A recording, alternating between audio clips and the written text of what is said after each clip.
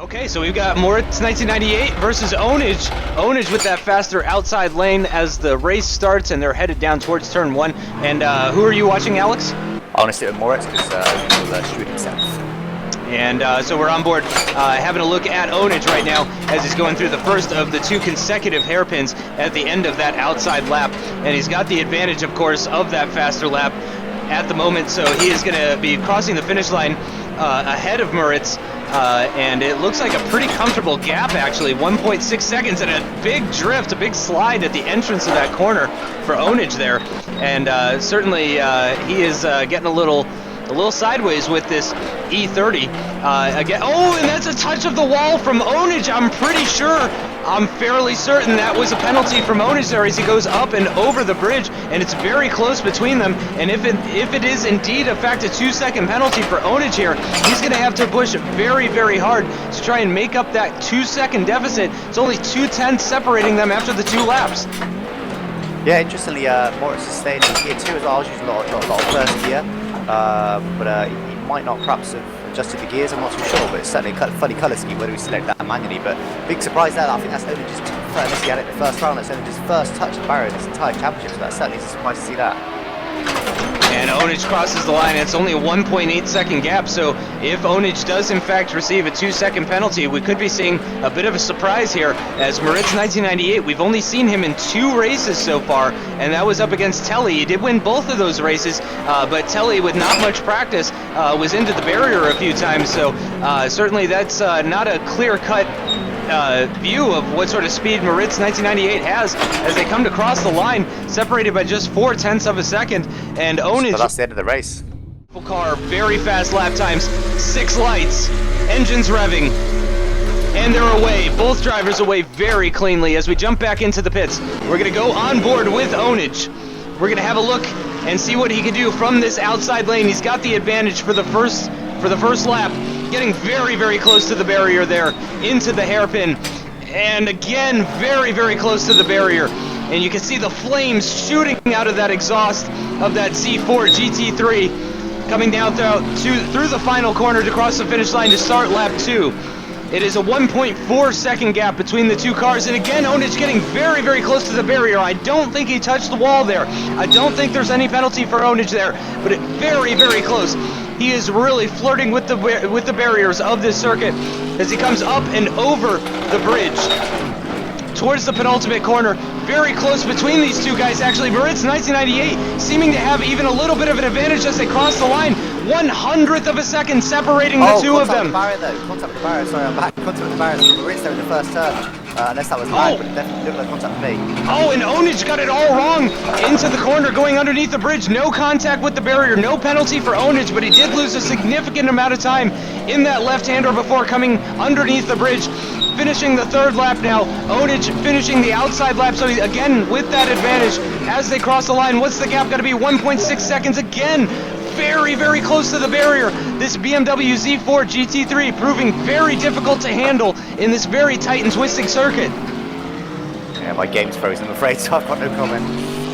And Moritz, though, with a very, very likely penalty from what Alex was saying. Again, I didn't see it firsthand, but it does sound like he's got a 2-second penalty, and it does look like Onage is going to cross the line ahead as well. 25.4 second lap from Moritz 1998, just showing how fast these cars are. Absolutely amazing. Onage wins by 0.7 of a second. For the first time, we're going to be seeing somebody actually going into a 3rd race, and this is for all the marbles here. We've got 6 lights, Onage on the inside lane, Moritz on the outside lane, and they're away. And let's go ahead and jump back to the pits very quickly. I don't want to miss any of this race. And I'm going to go ahead and go on board with Moritz, or are you... I'm taking Moritz because he's okay. shooting himself. Gotcha, makes sense. So we're going to go on with Onage, and I'm actually going to go ahead and do a overhead sort of T-cam view so you guys can really appreciate what it's like for Onage to drive this car here at the Race of Champions in the final round of his race, very close to the barrier there. I'm not sure if that was a touch or not. Moritz crosses the line first, but only 0.7 of a second between the 2 of them. Yeah, certainly very close race. Clean for now. Moritz, well, managed to keep out the barrier, so it's pretty good, and I think it might be a close race, but Onage, I think, had a slight advantage at the end of that first lap. Yep, I gotta agree with you on that one. As coming through the penultimate corner now, and we can see Onage definitely has an advantage at the moment. Again, he got very close to the wall there, but I'm not sure if he actually touched it or not. I'm gonna go out on a limb and say no. Wow, and that's a 26-second lap from Onage actually in this Lotus 211. So the Lotus 211 proving that it is a very capable car here at the Race of Champions. Yeah, absolutely. It's not slow at all, and I did look up the weight for you. It's 670 kilos, so it's a really, really light car. It's lighter than a 21 car, so it's certainly light. And like I say, it just feels completely different to the previous two cars. It looks like Onage's got a bit of advantage, and it's actually an odd-numbered lap. So Onage's got a definite advantage there, over a second ahead. It's just to keep it clean for this final lap. You can advance through to the third knockout stage. And it looks like Onage definitely has the advantage, as Alex was saying. Final lap of the race now. Onage on the outside part of the lap as he sees Moritz going through that double right-hander of the inside lane. Onage now approaching the penultimate corner of the outside lane lap. And here he comes accelerating now towards the final corner. And here he goes through it. And it looks like he is going to safely take that win. Let's see what the gap is, just in case if there's any sort of penalties. It's 2.5 seconds. So even if Onage did touch the wall, and there was only one instance where he may have touched the wall there, even if he did, he is going to take home that win. So close. Wins in Yes, the tiebreaker, half a second. and Onage is going to move on to the next round. Amazing. Very good race. Be fine. So we've got all 6 lights now. Onage is on the inside lane, Adrian Falcon on the outside lane. Looks like Adrian possibly with a slightly better start. I'm not entirely sure. There's a lot of lag going on with Adrian. It looked like he might have touched the barrier there, but I don't think he did. I'm pretty sure that's lag related, as he's got a ping of 700 as it stands right now. So Adrian Falcon is not going to be the one to watch, certainly. So let's go ahead and let's have a look at Onage as going over going over the bridge there, catching a little bit of air and seeing all 4 wheels dropping off of the car actually. And now Onage is on that outside lane. He's going to have the advantage as they're doing lap 2 now, and very, very deep into that corner before the bridge. I'm not sure if there was any sort of contact there or not, but he's continuing on, and it's very possible that there wasn't any sort of contact. This is the end of lap 2. These guys are FSR teammates.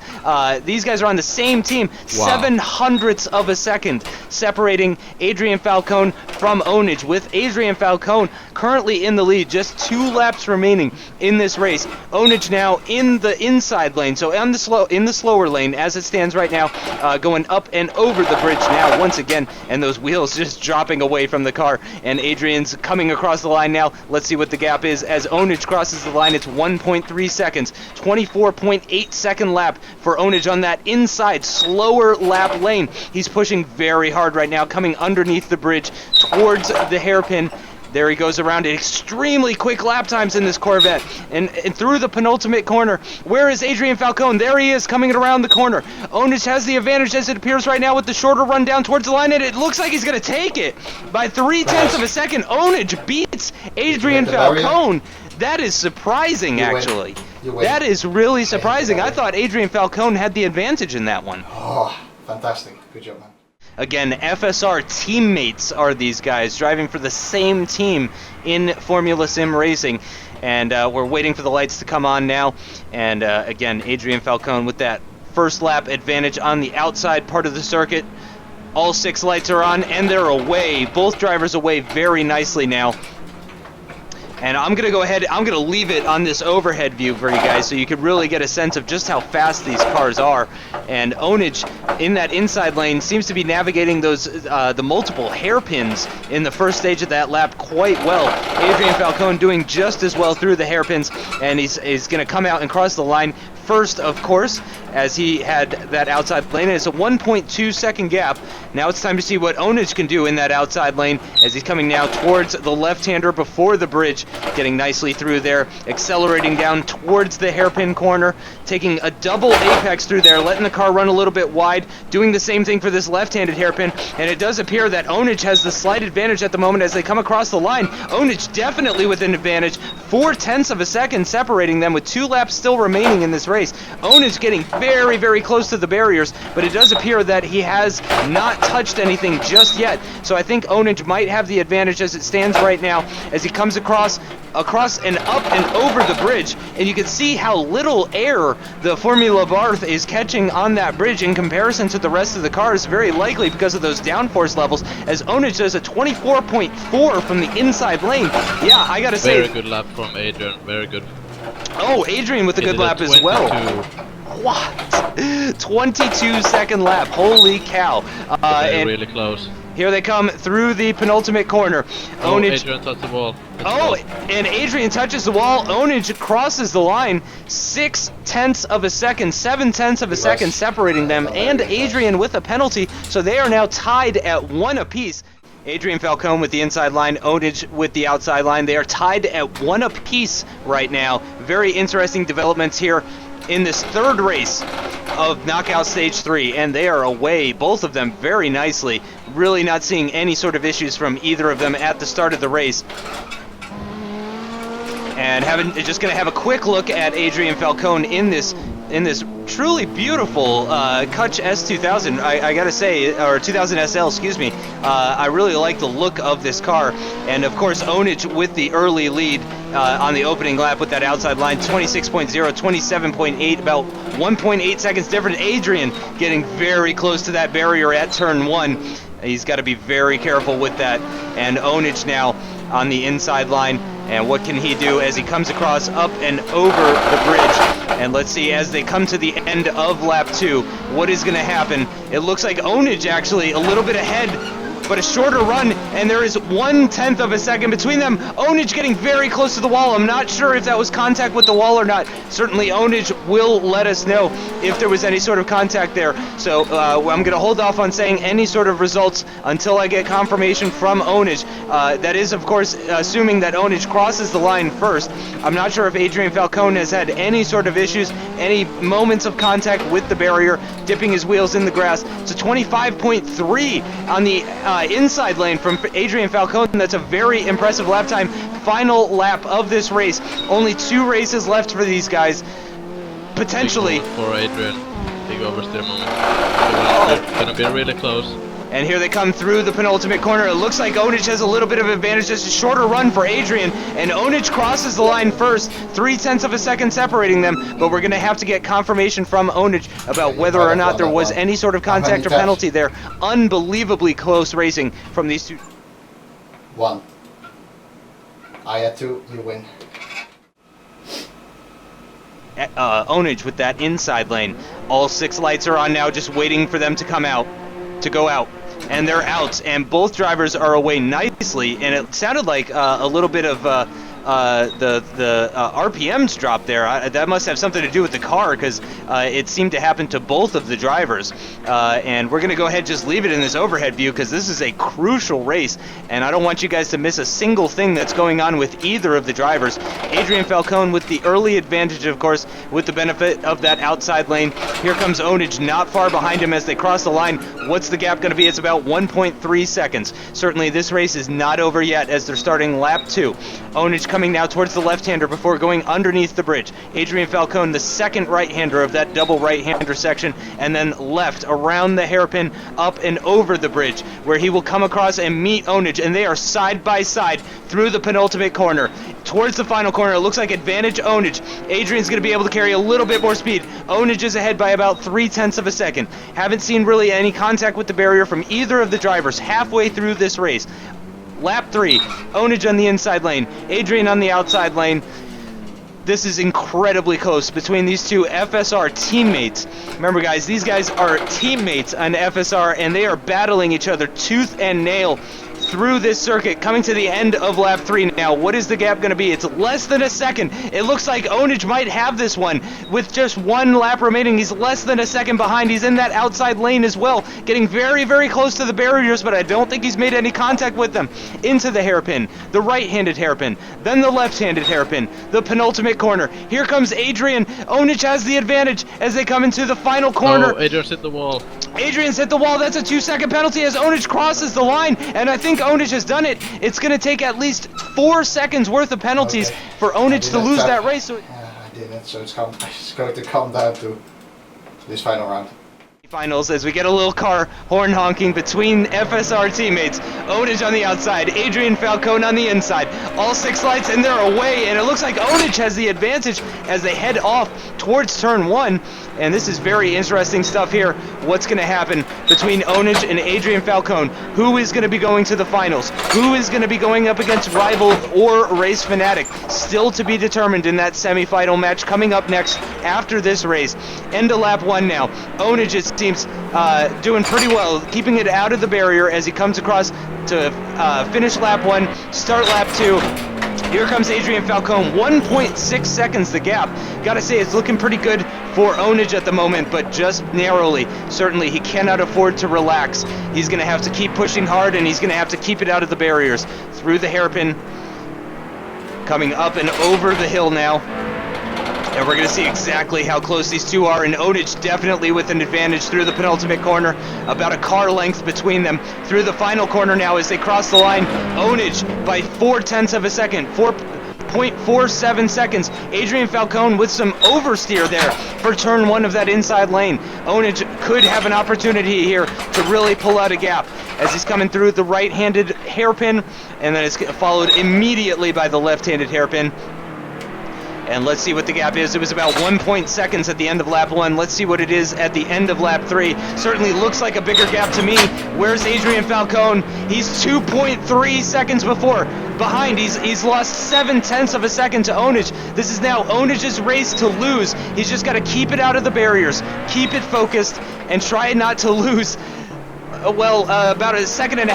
If he can manage to do that, it looks like he is going to be the winner of this semifinal round. The man that organized this entire event, spent so much time putting it all together. He's going to the finals. Yes, Onage, congratulations. Huge. That is absolutely amazing. It's time to find out what these guys are made of as they go head to head. The lights are coming on now. And they're revving their engines. I wonder if we're going to hear any horn honking from these guys. We've got 4 lights, 5 lights, 6 lights. They're revving, waiting for those lights to go out, and they're away. Both of them side by side, heading down towards turn 1. Onage is going to have the advantage on the opening lap. Let's go ahead and have a look at Onage now. There he is, coming out from under the bridge into the hairpin, keeping out of the barrier, but only just through the left-handed hairpin. Nice double apex into the final corner. Rival is not that far behind though as they cross the line. Only 0.9 of a second, and Onage has touched the barrier. Onage has touched the barrier. That's going to be a 2-second penalty. And this was the car that was selected by Onage. He's going to have to go up against Rival in the Corvette in the next race, which was Rival's selection.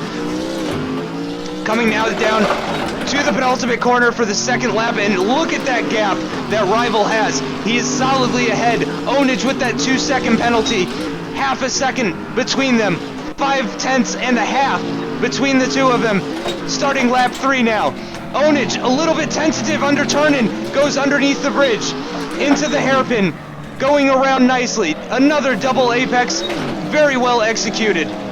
And a very late apex for the penultimate corner, through the corner to finish lap 3 and start the final lap of this first race for the finale. And he's into the barrier again at turn 1. That's going to be 2 penalties for Onage.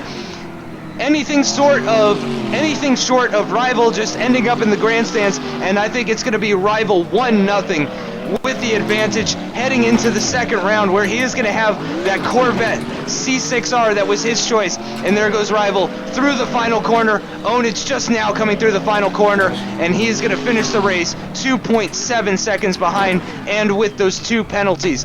Unbelievable. Onage down on the back foot after just 1 race. Rival is up 1-0.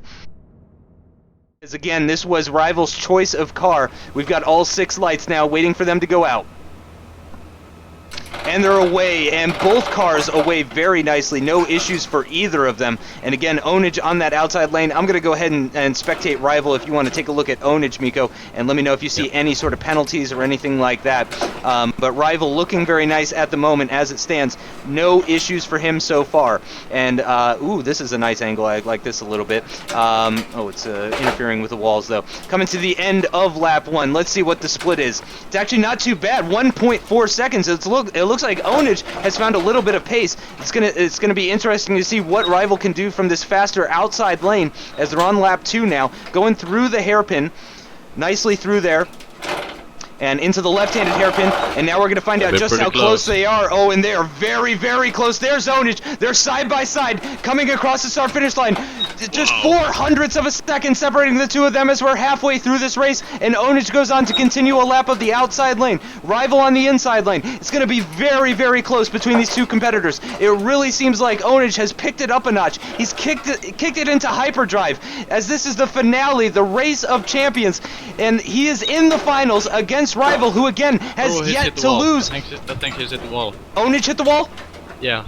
Oh no, and that would be. I'm not sure if it's that. We'll have to look at that later. Yeah, at the moment we're on lap number 4 though. This is the final lap of the race, and there's a possible penalty involved. So we are gonna have to wait and see, as it looks like Rival has. He's definitely got the run on him though, and it does look like he's gonna beat Onage by 0.08 of a second. Race. The penalty involved. So look at that. Definitely was, but I hit the wall twice. Later. Impossibly. Onage is used to pressure though. He drives an FSR. He drove in the Cody's League Championship where they won with him and Alex Gillen. They're on the grid now. Onage with the inside line, Rival with the outside line, all 6 lights, and they're away. Both drivers away very nicely. Neither one seems to have an advantage as it stands right now. I'm going to go ahead and go on board with Onage for this one. Nicely through the corner. On board with Rival.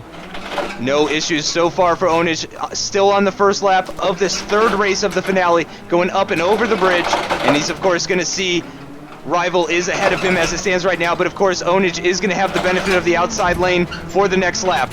Currently just 1 second separating the two of them. Onage certainly has a chance here if he could just manage to keep it out of the barriers. He needs a clean race more than anything else. He just needs to keep it out as he locks up, heading into the hairpin. I don't think he touched the barrier though. There was a big lockup though. He certainly lost some time, but he's currently ahead. And he spun! He spun at the penultimate corner, and that is definitely going to cost him the win. Absolutely, which is going to put Rival up 3-0 in this championship, and you can see the frustration in Onage's driving. You can see how disappointed he is with that big oversteer moment coming out of the penultimate corner. He has thrown this race away, and certainly Rival would have seen that, and certainly he would see the gap now between the two of them, and he knows he just needs to keep it on the track.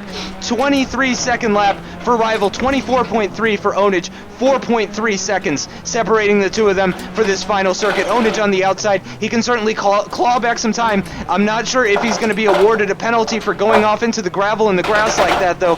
Technically, that would be a penalty, and I don't think, Mikko, have you seen any penalty issues from Rival whatsoever? No, he took the last lap really easy. I spun. On the inside lane, Rival on the outside lane. Can Onage get the win and keep this championship going, or are we going to see a clean sweep of Rival? The lights are out, and away we go with Onage on the inside lane, Rival on the outside lane. Who's going to take the advantage as they come out of the first lap? Rival is going to have that outside lane advantage, obviously.